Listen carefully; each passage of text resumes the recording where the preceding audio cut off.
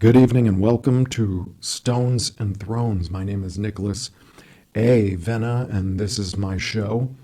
I analyze and talk about current events in society, culture, and political news, and the pursuit of the good things to which we can hold fast and build upon stone by stone until myself and like-minded people have thrones that last.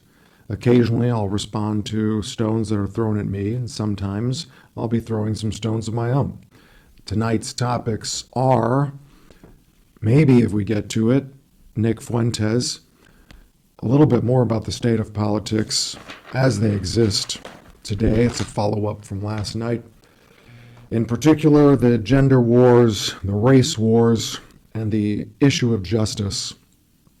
So I'd like to dive right into this, riding on the coattails of yesterday. On July 4th, we talked about an incident that took place on July 4th, yesterday, and that incident had to do with this group, the Patriots, this white nationalist group. That's how they were marketed and represented in the media. It was all over X.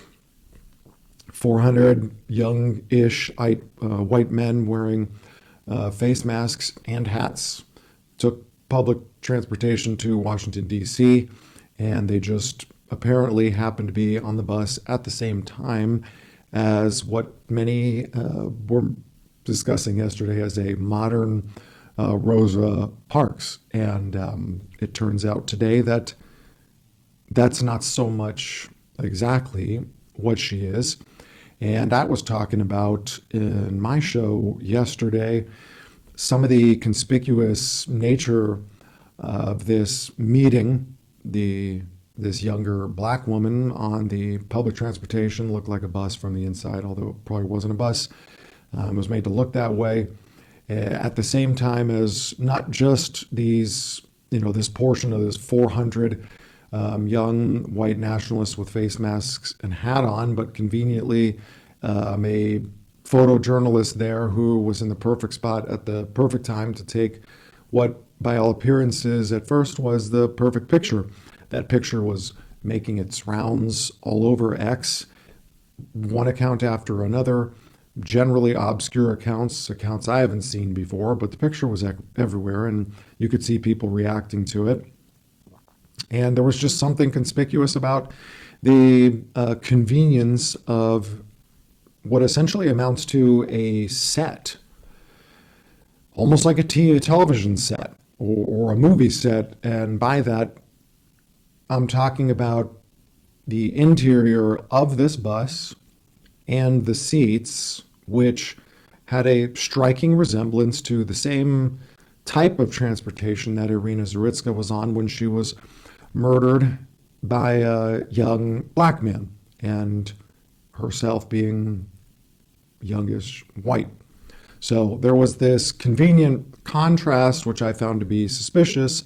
And then I discussed how on Sunday the blowback seemed to be unfolding. So first it was what appeared to be on the 4th of July, the torrent of all the accounts posting, and just look how uncomfortable this young woman looks. She's clearly in fear. She appears to have the impression she might be in danger. And it just happens to look like the bus that Irina Zaritska is on. And then there's that irony there that no one's really talking about on Saturday. Lo and behold, on Sunday, as discussed in last night's show, the torrent starts coming out, and it's like, oh my gosh, the hypocrisy. Look, she's totally safe.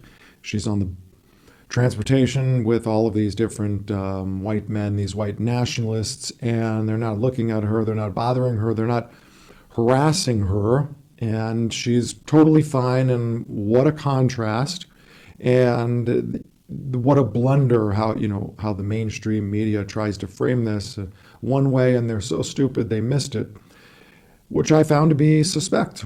And I brought that up last night. So lo and behold, I was not surprised to see today that basically this young woman, which I overlaid some of the video when I uploaded last night's show to YouTube and Rumble and posted it on X. I actually overlaid some of today's video while I was talking about it, and it appears that there are some differences between Rosa Parks and the woman who was in the photograph yesterday, not the least of which was Rosa Parks didn't take a shit on the bus that she was riding in. It was a conflict about having to give up her seat to a white man that led to that controversy, whereas the modern day situation that just unfolded over the last few days seems to have taken a bit of a twist. And not only was this woman previously caught on the security cameras on the public transportation taking a shit on the bus or whatever it is, conveniently she was wearing the same clothes. So it made it really easy to identify her. So all in, you have two exceptional mistakes if you're the left-wing media, the Democrats, trying to exploit a photo op and make it look like this woman's in danger and try to superimpose this association between this black woman today and another black woman from the civil rights era. And it just doesn't seem to add up, because you don't only have the contrast between the Irina Zaritska and this woman from yesterday. Now you also have the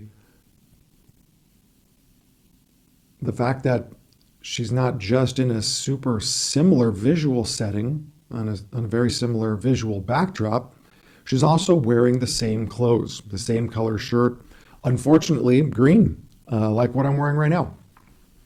Unless I'm going colorblind. I hadn't thought about that till this moment. It just occurred to me. I don't think I'm going to change my wardrobe on account of that, but that was noteworthy. So anyway, there's something to look at there. There are questions to ask. And the next thing I want to kind of look at is this gender war. This thing has been brewing. There's also the race war brewing, because I didn't get to talk about it yesterday on the show, but I will get to take a look at it today. I want to double set my timer here so I don't go too long. But what I forgot to mention was on July 4th, there was also the issue with the Planet of the Apes scene at Newport Beach, Southern California native, I should know that. But yeah, that was surprising too. Apparently, the law enforcement there says they made over 400 arrests, and only 3 of those arrests were residents of Newport Beach, which is an otherwise well-to-do, very upscale beach in Los Angeles County, Southern California. So that's something to kind of consider, the timing of that. I also think it's interesting that you had roughly 400 marching white nationalists in Washington, D.C., roughly 400 vagrants and truants at Newport Beach, 400 white men marching peaceably in Washington, D.C., 400 not white men vandalizing, running amok, causing chaos and pandemonium at Newport Beach. So that was an interesting contrast. Who knows what exactly to make of it? That's something we'll talk about a little bit.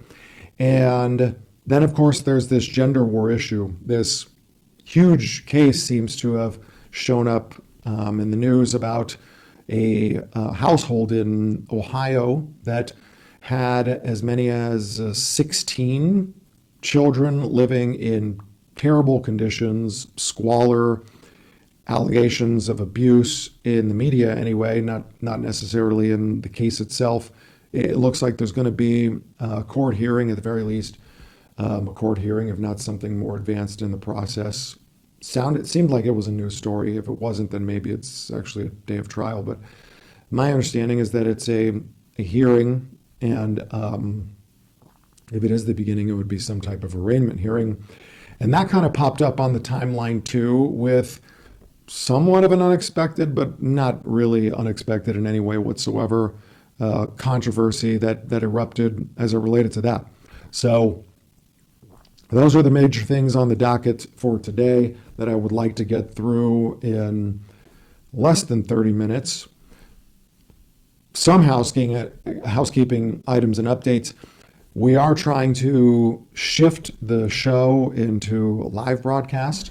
I've been offering these insights and analyses for a very long time. What's brand new is this is the first time doing it publicly, and I am doing it publicly for a reason. It's a decision that I made, and there are some factors that played into that decision, not the least of which is the phenomenon, not necessarily of the person, Nick Fuentes, but of the context that's taking place around that persona and brand.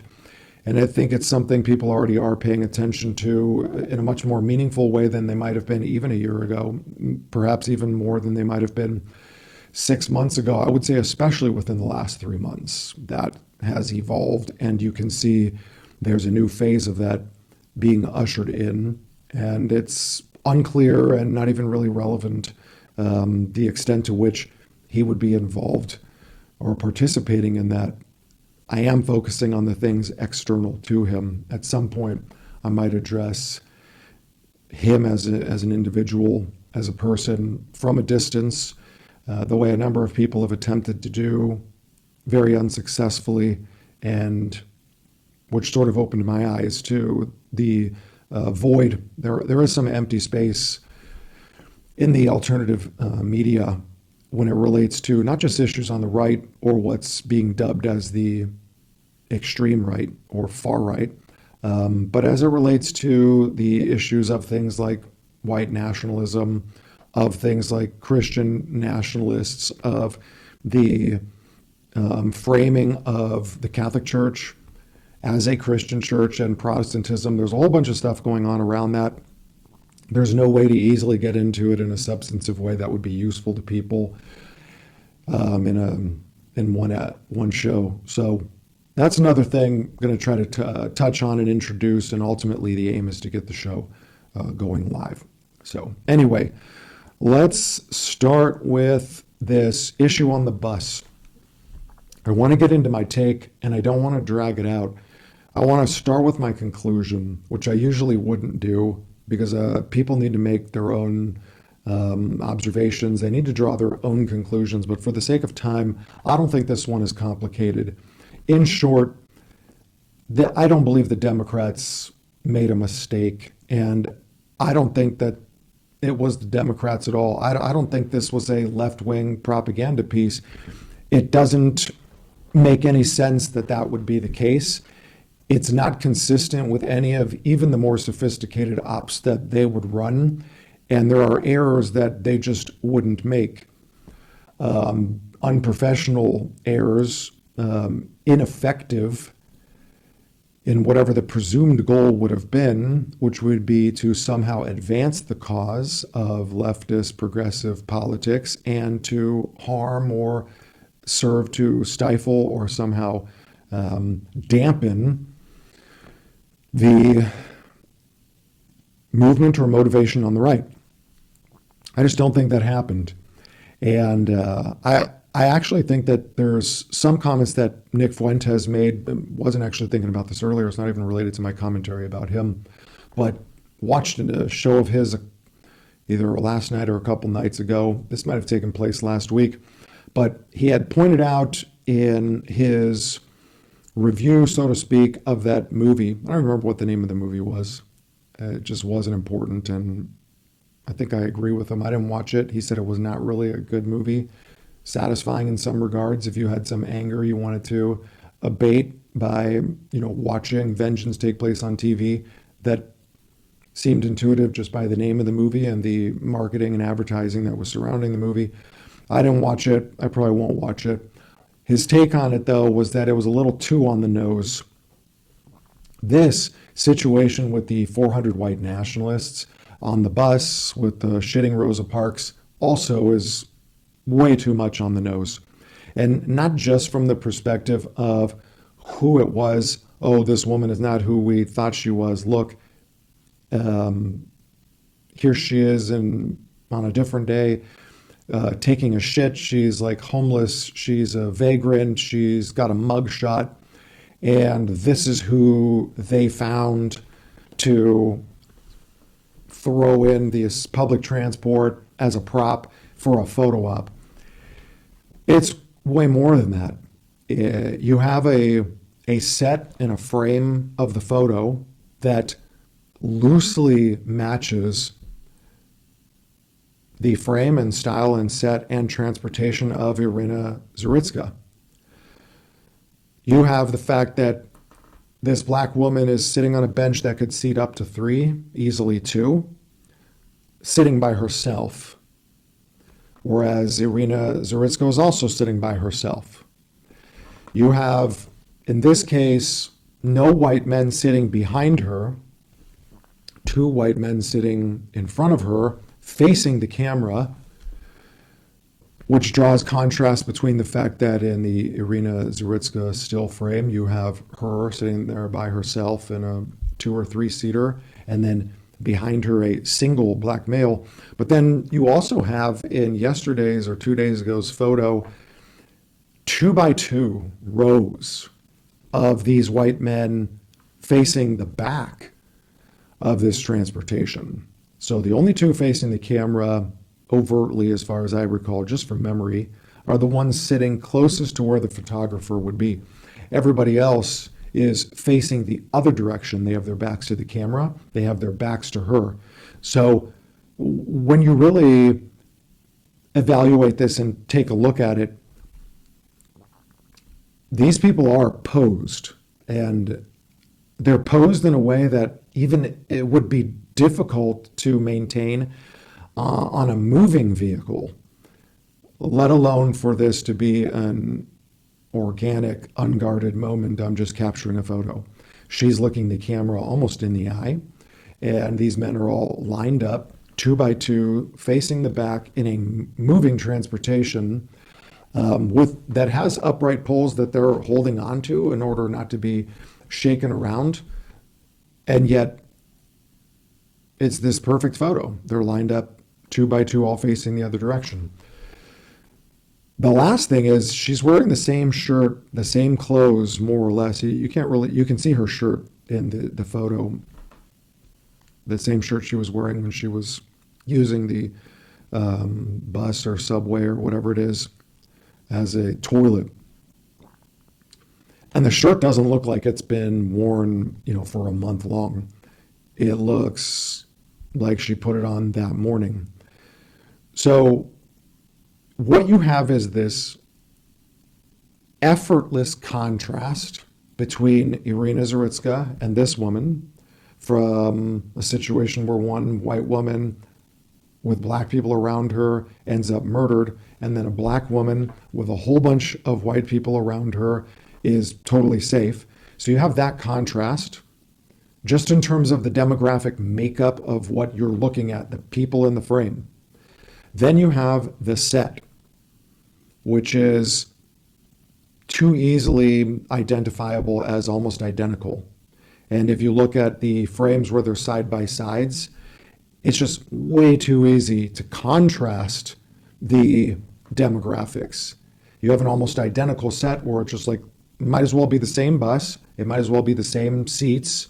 They might as well be traveling from the same location to the same destination if they were going to go that far. But what you do have is this exactly inverted demographic and an identical or near identical set, so that it would be easy to make that contrast. All black passengers and a white girl, all white passengers and a black girl.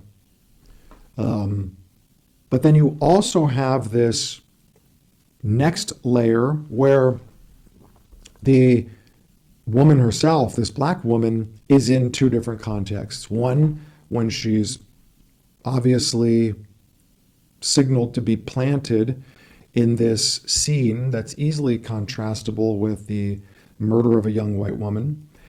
But also, it's easy to compare her in this photo op with her in the video that's taken of her defecating inside this subway. You would have to try hard to make it that easily identifiable to whoever you're hoping to catch this. The idea that somehow this was a leftist propaganda piece and they just made these mistakes is not serious. It's not logical, and it's not believable. I don't believe it. There's almost, and when I say almost, I'm saying that only because I don't know personally as a fact. But much in the same way that if I had heard a gunshot from a room that I was adjacent to, and then within a minute or two, I went and entered this room to inspect what the sound was coming from, and then I saw someone standing there with a gun and someone lying on the ground who had clearly been shot. I mean, almost in the same way that I would say I'm almost certain that that's the shooter and that's the victim. I don't know for certain because I wasn't there. It's certainly possible, but this really doesn't look like it could be anything other than completely staged. Which goes to my next point, the cadence. And this is a pattern that's showing up on X a lot. And I don't know if they really have a clean way around it, but the way the budgets work and they get distributed, I don't know what kind of, how sophisticated that is because I've never paid to boost anything on X. But what is clear is on July 4th, there was a cadence where all day there was one voice, one message, and that was, look at this woman, she's not safe, surrounded by all these dangerous, terrible white nationalist men. Then on Sunday, it was the opposite. It was all day, one image after another of look at the contrast and the comparative safety of this black woman that everybody yesterday was trying to tell us was in so much danger, and yet she's totally fine. And oh, by the way, in case you didn't think of it yesterday, well, this looks just like the situation with Irina Zaritska, a murder victim, because it's one female and one female.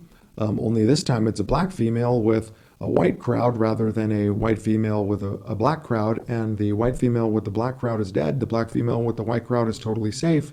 So they must have been doing a psyop on us yesterday and we caught them. That was yesterday. Introduced almost as like, we're really suspicious. But then today it's like, oh, now we gotcha. Look, she's on this video footage from this bus taking a shit not too long ago, and she has a mugshot. Clearly, this is a plant and it was a photo op. If all the optics that are easily observable just from what I've laid out so far doesn't really make the case irrefutable, which I don't see how it couldn't, if that wasn't enough, you'd only need to understand a little bit about how these things take place. For example, when's the last time any of you, myself included, any ordinary citizen, when's the last time you've been in a situation where you were able to obtain footage of a public transportation security camera? Might take you a while because it doesn't happen a lot. And if someone had requested it on Sunday, who did they make that request of? Was the public transportation staff working that day? And then less than 24 hours. I mean, this was coming out this morning. This is Monday morning. So that contrast is a joke. So then all it comes down to is who did it and why. If you could just default to the extreme likelihood that this is totally just a propaganda scheme, designed to take place over 3 days to flood you with the first sentiment, and it's all targeted at the same people, and then try to unfold this thing over the course of 72 hours, it's not difficult to see the whole thing's manufactured. But then it comes the question of like, well, who would do that and how would they benefit? And it's obvious that the intention behind whoever is doing it is, oh, we want you to associate this with leftists. I saw one post today on X where it was, can you believe Democrats, blah, blah, blah, and they did this. I only saw one person do that. And that's just not the case. They wouldn't make that many mistakes. So, but then there's also an element to it where for the number of people that will arrive at that conclusion fairly quickly, it's not going to be difficult for them to try to make the leap almost immediately. Then, oh, well, this came from the right. This came from the right. The whole thing was fake. And it was designed to entrap the public, especially left-leaning, in a situation where they're made to look like fools. But you don't have to think long and hard about that to doubt whether that's actually the case. Because when it comes to these things, there are simple questions about, and politicians do think like this, even though the average person doesn't. And you really get the sense that the average person is just getting dumber and dumber. But politicians do think about these things, and they think about them in this way, which is they don't take the time to produce something that would take 3 days to unfold and require even a mild level of sophistication in terms of this publication schedule, let alone just the legwork and organization to bring together enough people on the bus to all do that at the same time, have media there to take a photo and source this woman basically as an actor or a model. I mean, they actually used her as a model. And then have that contrasted with something that's going on the other side of the country in Newport Beach with approximately the same number of people and a totally inverted script in your color scheme. So no one just sits down and puts that together and thinks, oh, we're going to embarrass a bunch of people. They're more deliberate than that. And deliberate from the perspective of they usually have a goal and they're going to measure the effect of their campaign in numbers. So I'll tell you what I mean by that. Someone would have had to have sat down in advance and said, we're trying to move the needle somewhere. And I don't know what that is. I'm going to guess public sentiment. And then it's like, okay, which public sentiment? Whose sentiment? Are you trying to shift? Are you trying to inflame or incense or exacerbate? Or is it about changing someone's mind? Are you trying to convert them and take them from one set of beliefs to another? It could be as simple as, because it doesn't look that expensive, not for a national campaign. It doesn't look that expensive. It could have just been to try to humiliate the president on the 4th of July, which in any other year I would say, no, that's too big of a campaign for so little payout. But when you think that it is the 250th birthday of the United States of America, and that the likelihood that especially a president like Donald Trump, who is a showman and who takes these things seriously, then it makes a little bit more sense about would you do this and why you would do it. So it does make sense if you're talking about the 250th birthday of the country and wanting to otherwise create a scandal that embarrasses the president. So that makes more sense. It makes a little bit more sense only from the perspective of which needle would you be trying to move in terms of public sentiment? What group would you be targeting? That part is kind of easy. The group that you're targeting is obviously primarily white people and white identity politics.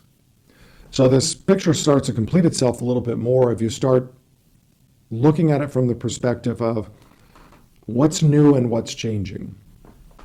Well, that's something now that you have to grab onto. It is clear that historically, especially prior to the 2016 election, you didn't see a lot of targeting. You did not see a lot of identity politicking to white men. You saw it to women and pretty much all women. You saw it towards minority groups like Hispanics and blacks. You saw it towards ideological groups like LGBTQ. You would see things like religious targeting, but you would see it more in areas like fundamentalist Protestant Christianity. You would see campaigns designed to convert them, designed to embarrass or humiliate and discredit them. You would not see it so much with the Catholic Church, and you would not see it so much with white men. And that's not a coincidence. If you look at exit polling data for a number of decades, generally speaking, white males would come out semi-split in terms of the two major parties. Catholics would come out semi-split in terms of the two major parties. And there was no reason to take such a risk on either side of the political aisle, because trying to win over one of those identity groups that were generally split carried the risk of alienating or creating the occasion for your opponent to call out your mistake and embarrass you, humiliate you, and have the opposite effect that you would have been intending and paying for. So that is new. It is new primarily after the 2016 election, which we can only sort of take it at face value. But someone going into 2016 in the Trump campaign, and I know there's a lot of popular people who are credited with being onto this, but there was the sense that the country doesn't feel the way that the mainstream media represents that it does. And there are very underrepresented groups. And the country also doesn't feel the way that historically, traditionally neutral surveys and data collectors are reporting.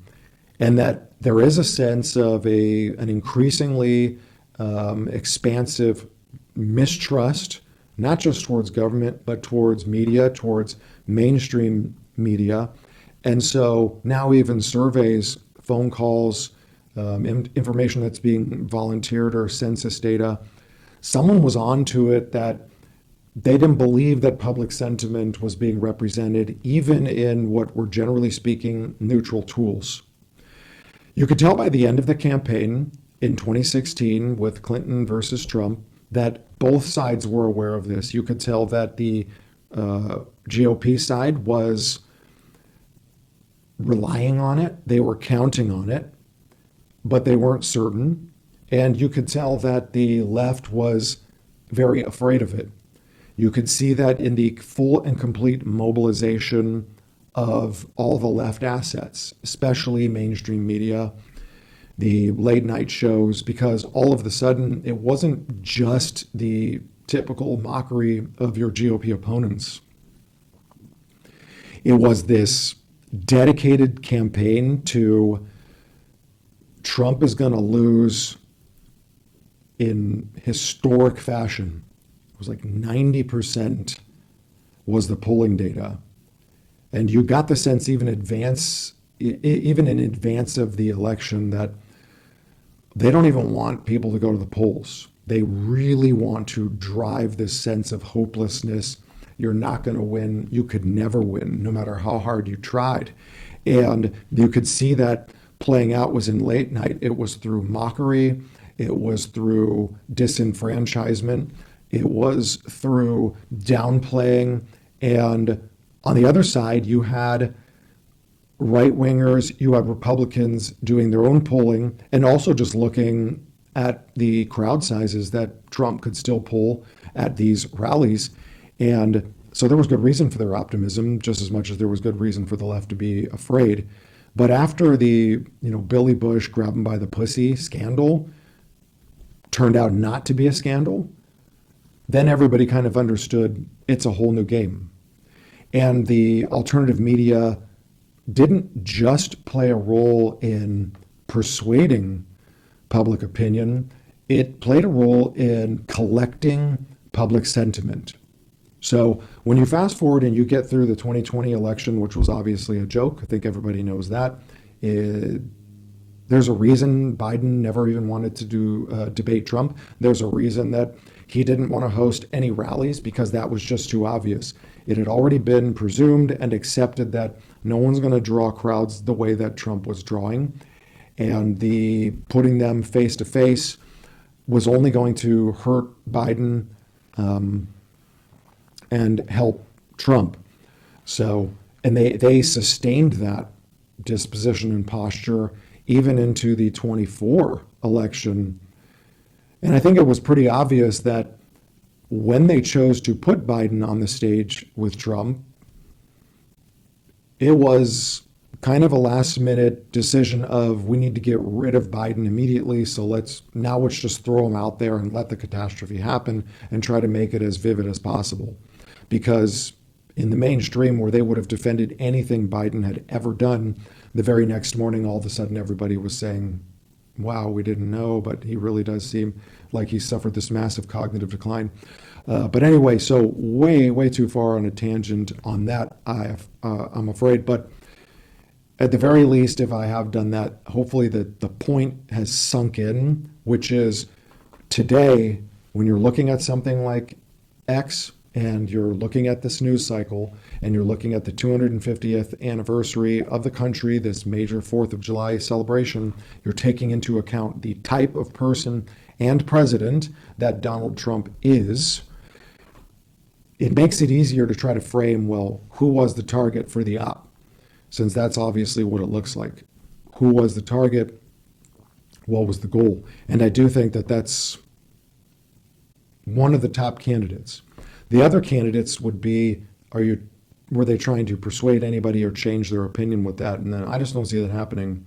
I could see a campaign to try to exhaust one side or the other, which is usually what they do when they set up a campaign like this to run over 3 days, where first they introduce the set to you, and they give you this one-way reaction that they're going to ascribe to someone that didn't actually do it. In this case, like, oh, look at the left, they all fell for it. Then day 2 is like, oh, wow, we're suspicious. Look at the irony of this. It's such a contrast. You guys are all the bad guys. And then on day 3, it's like, oh, we got you. We found your prop. We found your model. This is her from another time. She's got a mugshot, and she's super easily identifiable, wearing the same clothes. And they've managed to secure these security footage from this bus or public transportation in not even 24 hours. So it's obviously targeted at white men. I don't think or see in what way that if I'm trying to arouse the left or arouse blacks, I don't believe that they're looking at this video and seeing a woman on this bus alone, surrounded by white men that overtly aren't doing anything. That's not really black culture. They're not really going to look at an image like that. Generally speaking, they're not going to look at an image like that and think, I don't feel safe. Because that's just not really happening in society. If you look at the way they stoke race tensions in the black community, it's not an issue of safety. It's not an issue of white on, black violence. That's not in the culture. That's not really in the media. So if no one would target a black woman or the black community with something designed to arouse their emotions of fear, that's part of the reason why I think there's no way this is targeted towards any community other than white people. I think it's also clear that it's targeted towards white men because white women don't really identify as white in identity politics. Not yet, even though it's headed there. Not yet. That's a very small group. Women in identity politics tend to just identify as women. And that is primarily a white group. not even super inclusive of blacks, because the black women who are persuaded by left-wing politics and talking points and rhetoric don't see themselves as allies or part of the women group, more broadly speaking. They see themselves more as minorities, and that's more the trigger point for what motivates them or gets them emotional. So this isn't really about white women. Also, or generally speaking, women are not really as empathetic as the media would make them out to be.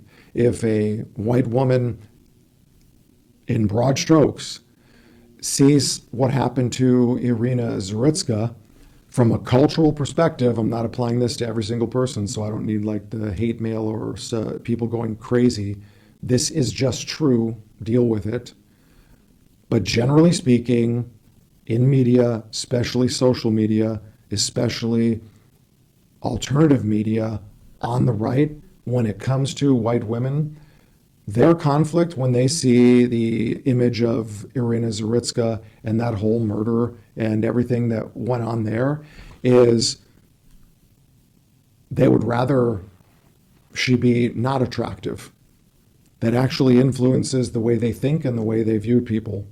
Because in this case, they're trying to identify just with a female victim of violence. This isn't domestic violence. It's not a sexual assault. It's just straight up an arbitrary, unprovoked murder. Most white women do not see that as part of their plight. They will see themselves as domestic violence victims. They will see themselves as gender prejudice, victims of prejudice and bigotry, being diminished or spoken about in a diminutive way, like not as good as fast as smart as, or as whatever as a man. And that's part of the shtick. But generally speaking, they're not immediately going to identify with random, unprovoked acts of violence in public. So they're going to be more responsive to just violence against women than they are going to be racial violence. That's just not how white women are targeted.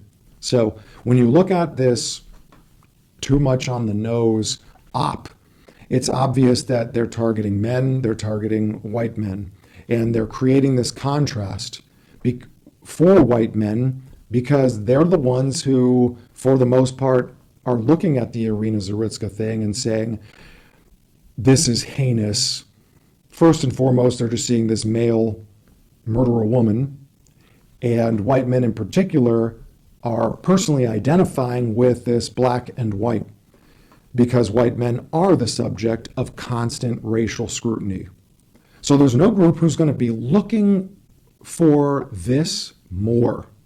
In fact, I don't think I could come up with a crime that would be better suited to arouse the hypocrisy rage in white men than this situation, than a racial crime, a black on white, on a female, because they'd have this sense that, like, okay, it's better that it's not a white guy because nobody's going to care. So we really need a white female victim because then we'll have the alliance of hopefully our own females and maybe even all females because of the way that they band together in these types of political situations. So it's another example of violence, black on white, out in public, that they could stand behind, and contrasted with white nationalist men, right?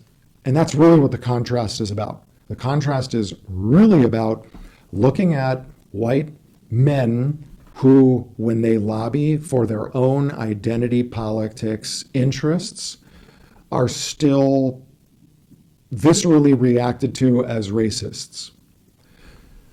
So it's the perfect operation if you are a white dude and you are trying to create a scenario where you have an opportunity to be the victim and draw attention to yourself lobbying in your own interests.